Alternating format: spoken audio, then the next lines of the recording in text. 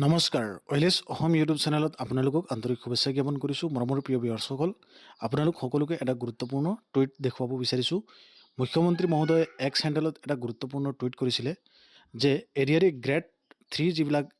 মানে এক্সামত পাছ কৰিছিলে আৰু তেওঁলোকৰ যিটো গ্ৰেড 3ৰ এপইণ্টমেণ্ট লেটাৰ কেতিয়া দিয়া হ'ব সেই বিষয়ে মুখ্যমন্ত্ৰী মহোদয়ে টুইটাৰত জনাইছিলে আৰু সেইটো আপোনালোক সকলোকে খবৰ আশাৰে আজিৰ এই ভিডিঅ'টোত মই প্ৰস্তুত কৰিছোঁ এতিয়া চাওক স্ক্ৰীনত মই দেখুৱাই আছোঁ 10 জানুৱাৰীত এৰিয়াৰী গ্ৰেড 3ৰ এপইণ্টমেণ্ট লেটাৰখন দিয়া হ'ব সেইটো মুখ্যমন্ত্ৰী মহোদয় নিজে জনাইছে গতিকে এই গুৰুত্বপূৰ্ণ খবৰটো আপোনালোক সকলোকে দিবৰ কাৰণে আজিৰ এই ভিডিঅ'টো মই প্ৰস্তুত কৰিছোঁ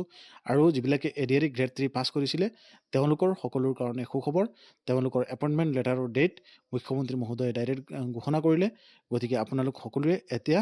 সময়ৰ অপেক্ষাত 10 জানুৱাৰীত এৰিয়াৰী গ্ৰেড 3ৰ এপইণ্টমেণ্ট লেটাৰ দিয়া হ'ব